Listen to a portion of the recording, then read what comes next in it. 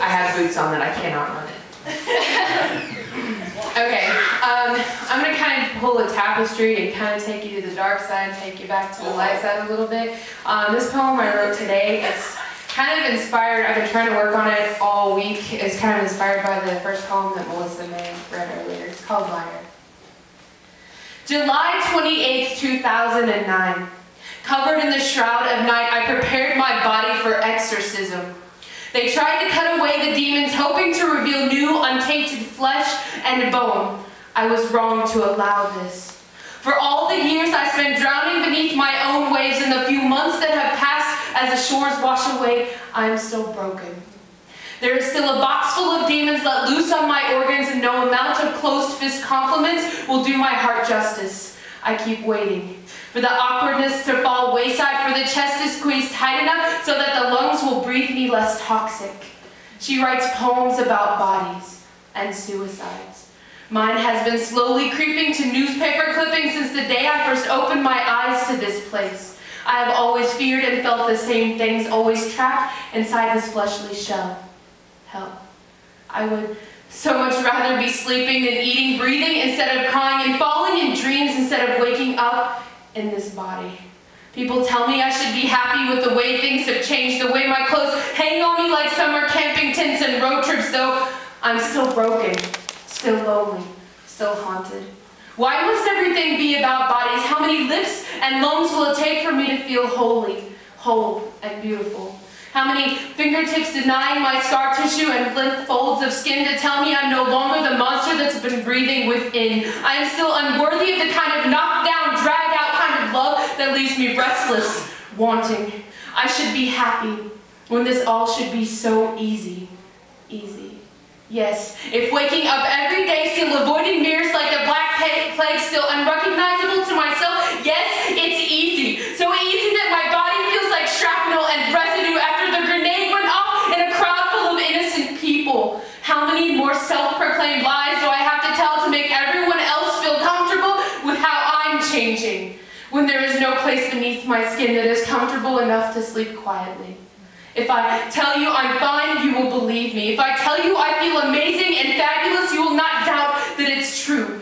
My skin has become a texture I cannot rename. My breasts are disappearing as quickly as my waist is defining itself. Can I tell you how many hours I spend picking each piece apart? From stretch marks on shoulders to dry skin on cheekbones, are my eyes caving in too much? Are my shoulder blades protruding enough for them to start asking serious questions? How many stories can I pull out of my pocket to explain why I cut all of my hair off?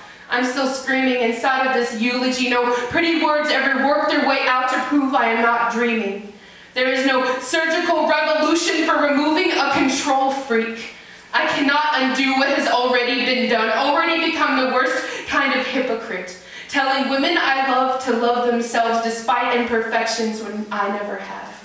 My identity has always been clad in wanting to be on the side of the street where the grass is always greener. My mind never escaping the fat girl mentality. When will it become easy?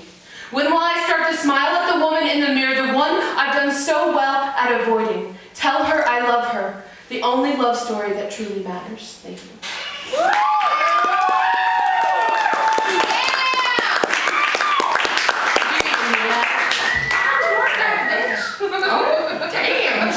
You don't know my life. Okay. This poem is called "This Poem Does Not Hate Men." This poem does not hate men and women. Well, we aren't from Venus. We are from full moon and hellfire, just waiting for you to discover the secret to finding the clitoris. Still, pretty sure it was buried with the Dead Sea Scrolls. There are far too many men that are all bark and no bite. I'm a fond believer in discreetly place teeth marks upon soft flesh.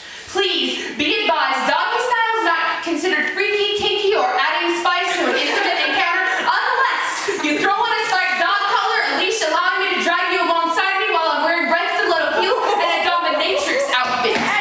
He approaches a married man who smells like sex and high karate, always sporting one of those Hawaiian shirts circa 1973, asking, which of you ladies would like a mustache ride?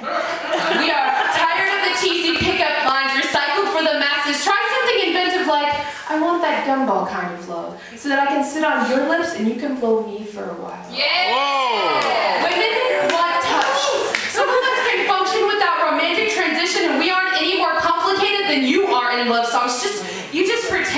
together. This poem does not hate men, but it has seriously considered lesbianism as a resolution to this moral dilemma. Sometimes we tire of the requests for handjobs in parking lots or 30-second sexual encounters that leave the men satisfied and the women crying in dark corners.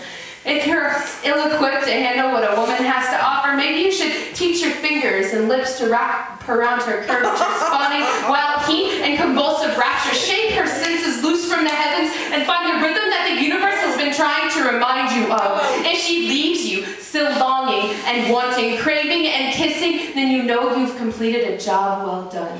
This poem does not hate men. Somehow, the women, more often than not, leave disappointed.